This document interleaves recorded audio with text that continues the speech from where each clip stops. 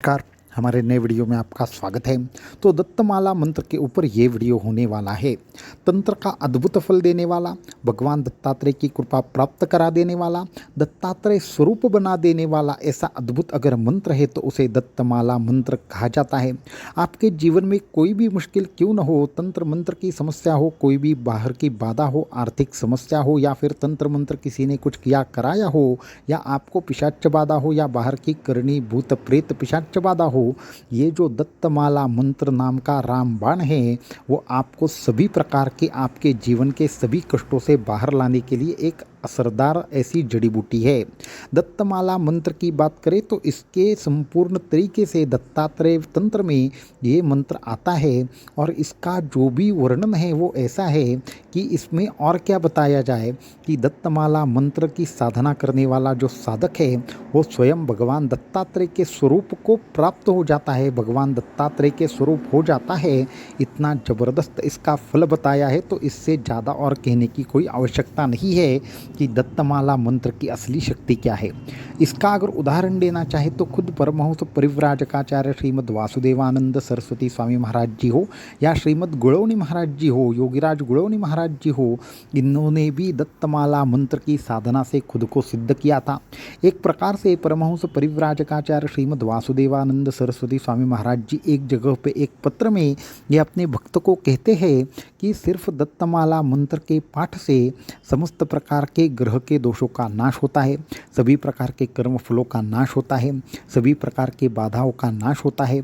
तो अत्यंत जबरदस्त तरीके से फल देने वाला और चिंतामणि स्वरूप ही जिसे कहा जा सकता है, इसे दत्तमाला मंत्र की उपासना से साधक खुद के जीवन को संपूर्ण तरीके से बदल सकता है।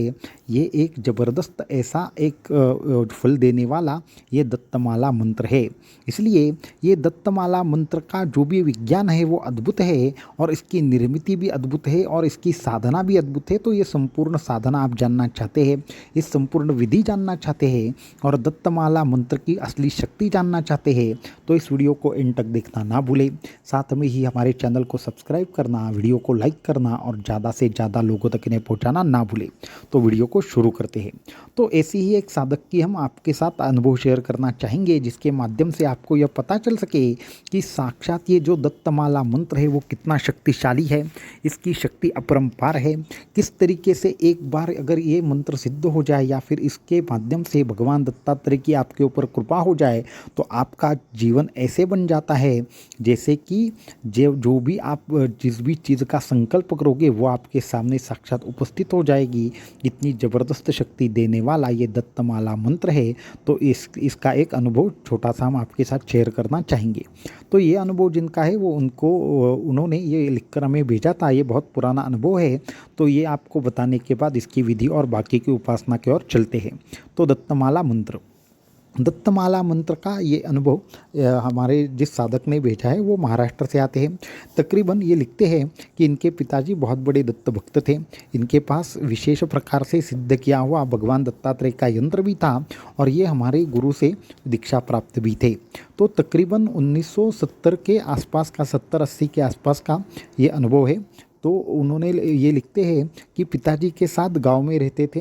गांव के बाद जब उनके ऊपर जिम्मेदारी आ गई घर की तो इनको शहर आना पड़ा। तो शहर आने के बाद इन्होंने बहुत जगह पे घर वगैरह ढूंढे, बहुत सारी चीज़ें देखी। तो वहाँ पे ऐसे था कि उस ज़माने में जहाँ पे ये शहर में आए थे तो वहाँ पे एक उनको अच्छा घर मिल गया, वो भी अत्यंत कम दाम में मिल गया। और वहाँ उसके बाद में उन्होंने संपूर्ण फैमिली को वहाँ पे बुला कर लिया।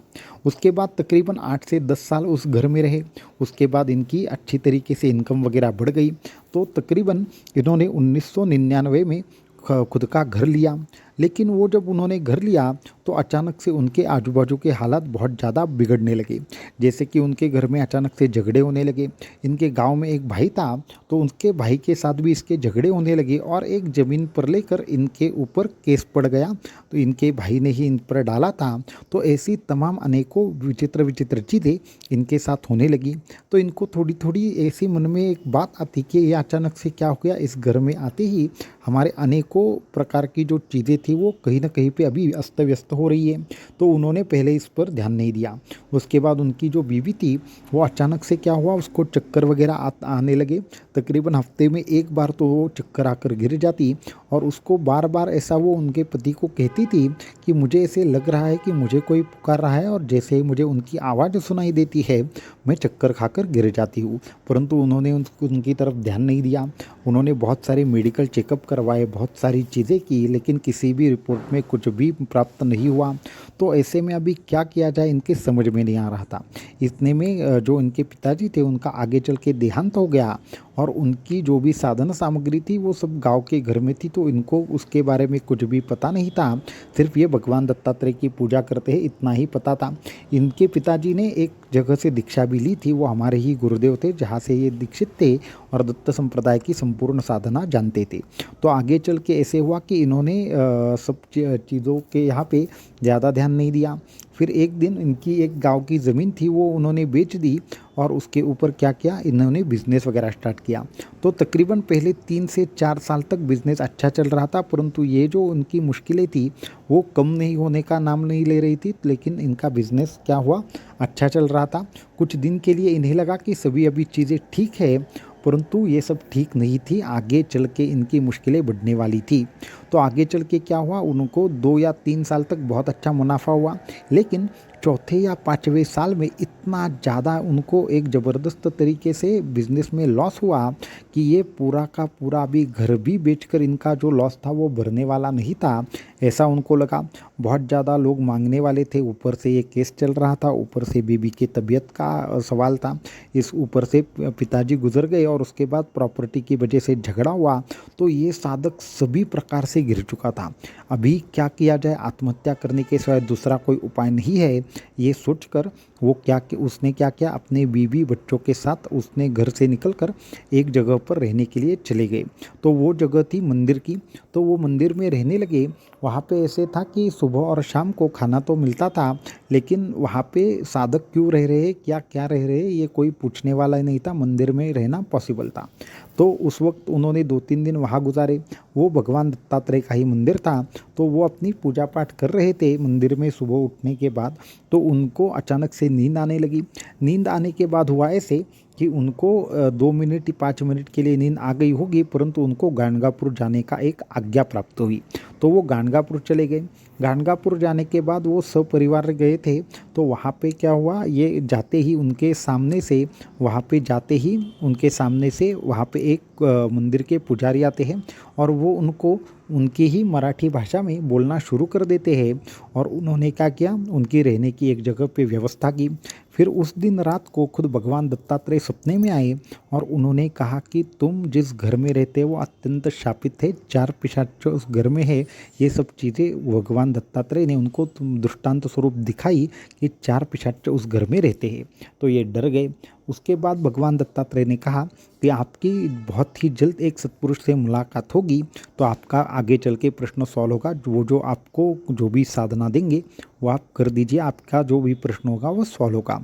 उसके बाद उनकी हमारे एक और गुरुबंधु थे, उनके साथ मुलाकात हो गई और उन्होंने उनको कुछ चीज़ें बता दी, लेकिन उनके समस्या का पूर्ण समाधान उनको करना मुमकिन नहीं लगा, क्योंकि हर किसी के कर्म में ये होता है कि किनका एक विशेष इंसान को किस देह से राह प्राप्त होगी ये सुनिश्चित होता है। तो उन्होंने सारी चीज़ें बताई, लेकिन उसके बाद भी उनको वापस से दृष्टांत हुआ कि आप और 3 दिन रुक जाइए, आपको और कुछ मार्गदर्शन प्राप्त होगा। उसके बाद उस गुरुबंधु ने क्या किया, उनको हमारे पास भेजा और जब हमारी मुलाकात हुई तो हमने उनको एक विशेष मंत्र और उसकी विधि एक विशेष पद्धति से बता दी। एक दत्त यंत्र बताया कि आपके जो गांव के घर में एक बड़ा भुर्ज पत्थर के ऊपर बना हुआ दत्त यंत्र है, सबसे पहले वो लाकर उस घर में उसकी स्थापना करें और उसके बाद हम जिस तरीके से कहते हैं उस तरीके से आप क्या करें, आप 21,000 जो मंत्र है उसका संकल्प करके जाप करें, परंतु ये जो जाप है वो आपको औदुंबर वाड़ी में करना पड़ेगा। तो इस तरीके से उनको सभी चीज़ें बता दी।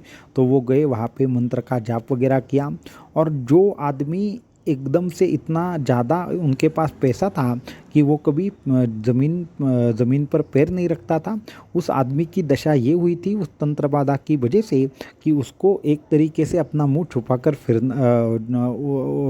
उनका जो मुंह था वो छुपाकर उनको फिरना पड़ता था। जब लोग उनके यहाँ पे आते थे तो ये पीछे के दरवाजे से निकल जाते और जब लोग जाते तो ये अलग से आ जाते। इस तरीके से उनका बहुत कठिन परिस्थिति उनकी चल रही थी।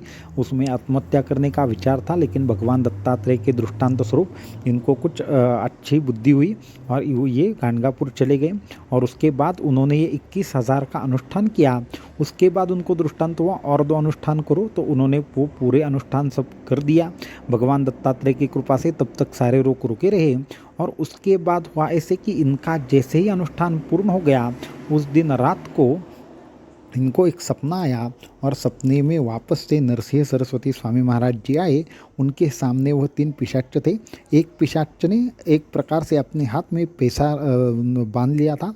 दूसरे पिशाच ने अपने हाथ में एक प्रकार से उनके पत्नी को गला दबाकर मारने का प्रयास कर रहा था और तीसरा पिशाच इनकी तरफ बढ़ रहा था। परंतु वहाँ पे सपने में नरसिंह सरस्वती स्वामी महाराज जी आए और फिर उसके बाद वो 3 पिशाच का नाश वहाँ पे हो गया या फिर वो कहीं पे भाग गए। फिर नरसिंह सरस्वती स्वामी महाराज जी ने क्या किया, उनकी जो धन की जो पोटली वहाँ पे गिरी थी वो उठाकर इनको दे दी और कहा कि आप आज से आपका कल्याण हो जाएगा और आपकी जो दशा और दिशा है वो सब बदल जाएगी। तो ये सब होने के बाद उन्होंने उनको नींद से जब वो जागे तो सुबह के तकरीबन 4 या 4:30 बजे थे और उन्होंने उनका अनुष्ठान का लास्ट की 21 माला बची थी तो वो 21 मालाएँ पूर्ण कर दी। इस तरीके से 21,000 का 3 बार अनुष्ठान करने के बाद औदुंबरवाड़ी को वो गृहस्थ वापस आए। वापस आते ही इनके जीवन में इतने ज़बरदस्त चमत्कार हुए कि वो सोच भी नहीं सकते या कोई सोच भी नहीं सकता कि उनकी एक ज़मीन थी जिस पर केस था। तो अचानक से भाई को कुछ हुआ, जो क्या हुआ वो आज तक किसी को भी मालूम नहीं। वो इनको कहीं ना कहीं पे इनके पास आया अचानक से और कहा कि आप मुश्किल में है तो हम ये ज़मीन बेच देते हैं और इससे जो भी पैसा आएगा वो आप क्या करें, आपके कर्जदारों को देकर इसके बाद हम अलग कुछ बिजनेस वगैरह शुरू करेंगे। तो उस तरीके से उनको पैसा आया, वो सभी का सभी पैसा उन्होंने कर्जदारों को दे दिया। उसके बाद इन्होंने एक बिज़नेस वगैरह शुरू किया। ये बिज़नेस शुरू करने के बाद सभी प्रकार की चीज़ें अच्छी तरीके से होने लगी। उनके पत्नी की जो समस्या थी वो भी नष्ट हो गई और उसके बाद आगे चल के इनके जो 2 बच्चे थे वो आज भी विदेश में ही पढ़ने के लिए गए और उसके बाद विदेश में ही है और ये भी एक अच्छा जीवन आज व्यतीत कर रहे हैं।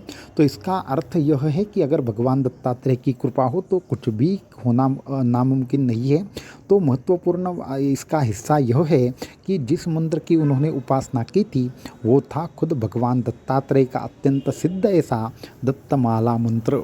तो दत्तमाला मंत्र के माध्यम से अनेक प्रकार के संकल्प पूर्ण होते हैं, अनेक प्रकार की ग्रह बाधा, पिशाच पीड़ा आदि चीज़ें ऐसे ही किसी न किसी प्रकार से नष्ट होती है। इसलिए ये जो भगवान दत्तात्रेय का दिव्य दत्तमाला मंत्र है इसकी साधना साधकों को करनी चाहिए।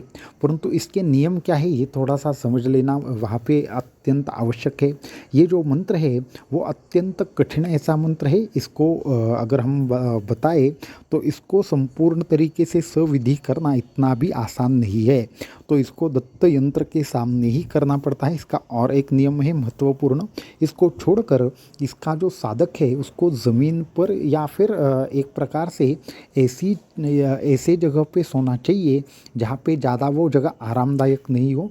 आप गद्दी के ऊपर या बेड के ऊपर नहीं सो सकते, ऐसा भी थोड़ा सा इसका नियम है। और इसका उच्चार जो है वो अत्यंत स्पष्ट तरीके से करना चाहिए। जिनको भी ये उपासना करनी हो दत्तमाला मंत्र की, तो दत्तमाला मंत्र में भी कहा गया है कि सर्व प्रकार की संपत्ति देने वाला, सर्व प्रकार की सिद्धियाँ देने वाला और भगवान दत्तात्रेय के स्वरूप को प्राप्त करा देने वाला जो दत्त मंत्र है तो वो क्या है, ये दत्तमाला मंत्र है। इसकी साधना से संपूर्ण प्रकार की अष्टमहासिद्धियाँ तक मिलती है, परंतु इसकी उपासना डायरेक्टली करना मुमकिन नहीं है। इसके पहले दत्त गायत्री का अभ्यास करना पड़ता है, उसके बाद एक विशेष दत्त मंत्र का और अभ्यास करना पड़ता है और उसके बाद दत्तमाला मंत्र का अभ्यास करने की आवश्यकता होती है। तो फिर इसको जब भी आप इसकी साधना करें तो इसमें न्यास की भी आवश्यकता है, इसमें ध्यान की भी आवश्यकता है और इसको संकल्प की भी आवश्यकता पड़ती है। इसकी जो दिशा रहेगी वह पूर्व दिशा रहेगी और इसके लिए आपको विशेष आसन की आवश्यकता पड़ती है। अगर इन सभी चीज़ों के साथ आपको दत्तमाला मंत्र की आप साधना करेंगे तो जैसे कि उस दत्तमाला मंत्र के अंत में दिया है कि आप साक्षात दत्त स्वरूप होंगे और वहाँ पे भगवान दत्तात्रेय आपके ऊपर, आपके संपूर्ण परिवार के ऊपर कृपा करेंगे। तो ऐसे दिव्य दत्तमाला मंत्र है, उसके बारे में और भी विस्तार से वीडियो हम बनाएंगे और आपको आगे की चीज़ें बताएंगे। अवधूत चिंतन श्री गुरुदेव दत्त।